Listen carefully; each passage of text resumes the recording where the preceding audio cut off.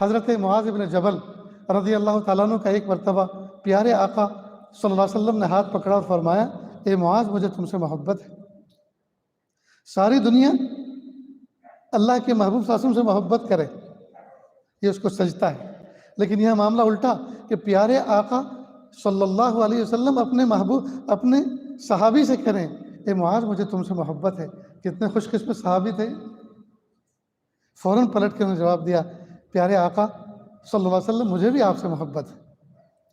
پھر آقا نے فرمایا، اے معاذ اسی محبت کی وجہ سے میں تم کو ایک نصیحت کرتا ہوں، کچھ الفاظ بتا رہا ہوں، ہر نماز کے بعد ان کو پڑھنا بھولنا مت، ہر نماز کے بعد پڑھنا ان کو بھولنا مت۔ معلوم ہے کوئی بہت اہم چیز ہے، تبھی تو تاکید سے فرما رہے۔ اب کوئی دوست اپنے دوست سے محبت کرتا ہو، جی کوئی پیارا اپنے پیارے سے محبت کرتا ہو اور اس کو کوئی ہدیہ دے، تحفہ دے، تو وہ بھی تو پیارا ہوتا ہے نا۔ کائنات میں اللہ کے بعد پیارا کون؟ محبوب صلی اللہ علیہ وسلم، پیارے نبی، جی، اور پیارے نبی کا پیارا کون؟ معاذ بن جبل۔ تو اللہ کے پیارے نے اپنے پیارے کو ایک پیاری چیز دی، ایک پیارا تحفہ دیا، اور تاکید سے کہا کہ دیکھو ہر نماز کے بعد پڑھنا بھولنا مت۔ معلوم ہے یہ کہ بہت نفع کی چیز ہے۔ تو 3 جملے فرمائے کہ یہ پڑھا کرو ہر نماز کے بعد، اللہم اعنی علی ذکرک و شکرک و حسن عبادتک۔ یا اللہ آپ میری مدد فرمائیے، یا اللہ آپ میری مدد فرمائیے کہ میں آپ کا ذکر کروں۔ اللہم اعنی علی ذکرک، یا اللہ آپ میری مدد فرمائیے کہ میں آپ کا ذکر کروں۔ دوستو یاد رکھیں، ذکر ضد ہے غفلت کی، ذکر ضد ہے غفلت کی، اور ذکر کو اردو میں کیا کہتے ہیں؟ یاد کہتے ہیں۔ یار ہمیں اپنی دعاؤں میں یاد رکھا کرو، یار تم تو بھول جایا کرتے ہو، جی آپ کے ہمیں یاد آتی رہتی ہے۔ تو اس یاد کا نام، اس کا نام تذکر ہے، اور اسی کا نام ذکر ہے، جی اس کے مختلف نام ہیں۔ اسی دل کے اندر یاد کا آنا، دل کے اندر یاد کا آنا اور غفلت نہ ہونا، جی اس کو کہتے ہیں ذکر۔ اللہم اعنی علی ذکرک، یا اللہ آپ میری مدد فرمائیے کہ میں آپ کا ذکر کروں۔ تو کیا وہ اللہ کے محبوب صلی اللہ علیہ وسلم حضرت معاذ بن جبل رضی اللہ عنہ کو یہ فرما رہے ہیں کہ ہر وقت بس ایک تسبیح لے کے گھومتے رہو اور تسبیح پڑھتے رہو؟ اور تسبیح سے پڑھنا کیا یہی ذکر ہے؟ اور کیا ہر وقت کا ذکر کرنا یہ مطلوب ہے؟ نہیں، ہر وقت اللہ تعالیٰ کی یاد کا دل میں رہنا یہ مطلوب ہے، لیکن ہر وقت کی تسبیح مطلوب نہیں۔ ہر وقت تسبیح پڑھے گا تو حقوق العباد کیسے ادا کرے گا؟ یہ تو ایسا ہی ہوا جیسے ایک نوجوان نے ہم سے کہا، حضرت دعا کرے ہر وقت رونا آتا رہے، ہر وقت آنکھوں سے آنسو بہتے رہے۔ میں نے کہا شادی کی ہے؟ کہ جی ہاں۔ میں نے کہا پھر مرنے کے لیے؟ ہر وقت رونا تھا تو کسی کی جان کو کیوں جوکھوں میں ڈالا ہے؟ کیا بیوی کے پاس جاؤ گے تو روتے روتے جاؤ گے اور روتے روتے بچے پیدا کر لو گے؟ اس وقت رونا مطلوب ہے۔ اور کیا روتے وقت میں کبھی یہ کام عمل ہو سکتا ہے؟ میاں بیوی کا حق ادا ہو سکتا ہے؟ معلوم ہر وقت کا رونا بھی مطلوب نہیں۔ تو ذکر کا منشا سمجھو، مقصد سمجھو۔ ایک اللہ کے ولی کو ان کے مرید نے لکھا کہ حضرت آپ نے جو مجھے تسبیح کی نصیحت فرمائی ہے اس کو میں کرتا ہوں، لیکن رمضان مبارک میں چندے کے لیے نکلا ہوں، اپنے ادارے کے لیے وصولی کرنی ہوتی ہے، تو نہ وقت کی پابندی ہوتی ہے نہ تعداد کی پابندی ہوتی ہے۔ جس وقت ذکر کا معمول ہے اس وقت لوگوں سے ملنے کے لیے، ملاقات کے لیے، وصولی کے لیے جانا ہوتا ہے۔ تو حضرت اب میں کیا کروں؟ تو نصیحت فرمائی کہ آپ کو منشا ذکر حاصل ہے، آپ بیٹھ کے ذکر نہ کریں، آپ کو منشا ذکر حاصل ہے۔ منشا ذکر یہ کہ بندہ اللہ تعالیٰ کے کاموں میں لگا رہے۔ تو مدرسے کا چندہ وصول کرنا، مدرسے کو ترقی دینا، مدرسے کے لیے فکر کرنا، یہ بھی تو ذکر میں داخل ہے۔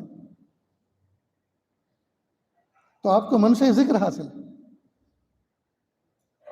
میرے استاد محترم حضرت مولانا سید ذوالفقار صاحب رحمۃ اللہ علیہ، جو سابق شیخ الحدیث تھے فلاح دارین کے، تو انہوں نے اپنے شیخ کو لکھا کہ حضرت آپ نے جو مجھے تسبیح بتلائی تھی اس کو تو میں پڑھتا ہی ہوں، اور جو تعداد آپ نے بتائی تھی اس سے کچھ زیادہ ہی کرتا ہوں، لیکن میں تسبیح پہ نہیں پڑھتا، ذکر تسبیح پہ ادا نہیں کرتا، اس لیے کہ مجھے غیرت آتی ہے جس اللہ نے مجھے بے شمار نعمتیں عطا فرمائی ہیں، کیا میں اس کو گن گن کے یاد کروں، گن گن کے شمار کر کر کے یاد کروں جس نے مجھے بے شمار نعمتیں دی ہیں؟ فرمایا یہ حال تمہارا مبارک ہو، بس آپ کو تسبیح پہ گننے کی ضرورت نہیں ہے، جیسا کرتے ہو کرتے رہو۔ تو ذکر نام ہے اصل میں اللہ تعالیٰ کی یاد کا۔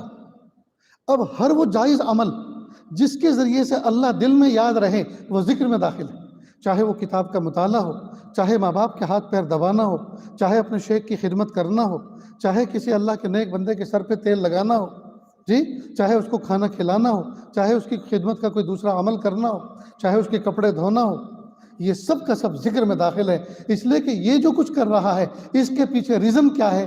اللہ کی یاد، اللہ کی محبت، اللہ کی معرفت، اللہ کا قرب۔ ان سب کاموں کا مقصد اللہ کا قرب حاصل کرنا ہے، تو جب اللہ کا قرب حاصل کرنا جب یہ مقصد ہے تو یہ تو منشأ ذکر ہے۔ اللہم اعنی علی ذکرک، کہ اللہ توفیق عطا فرما، میری مدد فرما کہ میں ہر وقت آپ کا ذکر کروں، کہ اللہ مجھے آپ کی ایک دائمی یاد رہے، یاد نصیب ہو جائے۔ اللہم اعن، تو ذکر کا اعلیٰ فرد یہ ہے کہ دائمی اللہ تعالیٰ کی یاد دل میں بس جائے، غفلت دل سے نکل جائے۔ اور پھر کیا فرما؟ اللہم اعنی علی ذکرک و شکرک، اور اللہ مجھے شکر کی توفیق عطا فرما۔ میں اس بچے سے کہوں بیٹا آپ میرا شکریہ ادا کریں، تو کہے گا جی کس بات کا شکریہ کروں؟ آپ نے مجھے کوئی ہدیہ نہیں دیا، مجھے کوئی تحفہ نہیں دیا، مجھے کبھی اپنے گھر پہ نہیں بلایا، مجھے کوئی دعوت نہیں دی، جی تو میں کس بات کا شکریہ ادا کروں؟ معلوم ہوا شکر جو ہے سامنے نعمت چاہتا ہے، تو جب بندہ یہ کہہ رہا ہے اللہ مجھے شکر کی توفیق عطا فرما، تو چپ چاپ یہ بھی کہہ رہا ہے کہ اللہ نعمتوں میں رکھیے اور شکر کی توفیق دیجئے، نعمتوں میں رکھیے اور اس پر شکر کی توفیق دیجئے، اس لیے کہ جب میں شکر کروں گا تو سامنے نعمت بھی تو ہونی چاہیے۔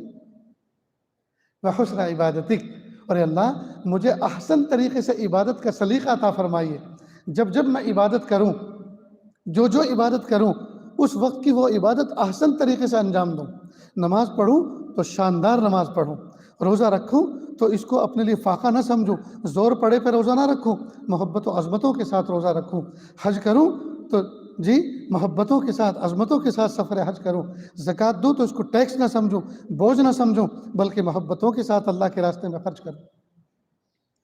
جو بھی عبادت کا موقع میری طرف متوجہ ہو، پیارے اللہ احسن طریقے سے میں اس عبادت کو کروں۔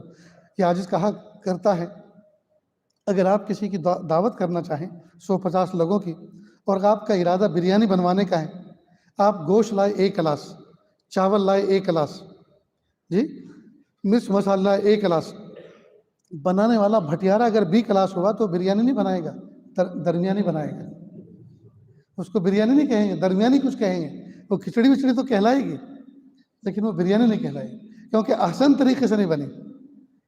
تو ایک ہے کام کا کرنا اور دوسرا ہے احسن طریقے سے کرنا۔ اتنی بات سمجھ گئے میرے پیاروں؟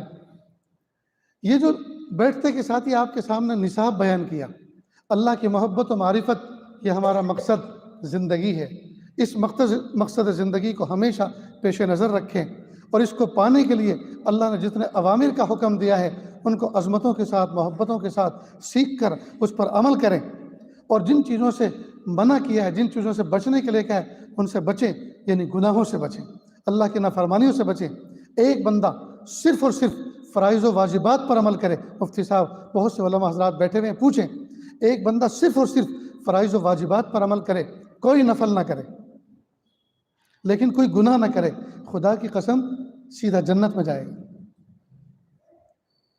نوافل یہ تو نفع کی چیز ہے، ایک بندہ صرف اور صرف فرائض و واجبات پر عمل کرے، کوئی نوافل پر عمل نہ کرے، لیکن گناہ نہ کرے، سیدھا جنت میں جائے گا۔ لیکن ایک بندہ نوافل پہ بھی عمل کرتا ہے، فرائض و واجبات پہ بھی عمل کرتا ہے، مستحبات پہ بھی عمل کرتا ہے، لیکن ساتھ ساتھ گناہ کا زہر بھی استعمال کرتا ہے، تو جنت میں جانا نہ جانا تو بعد کی بات ہے، پہلے تطہیر کے لیے جہنم میں جانا ضرور پڑے گا۔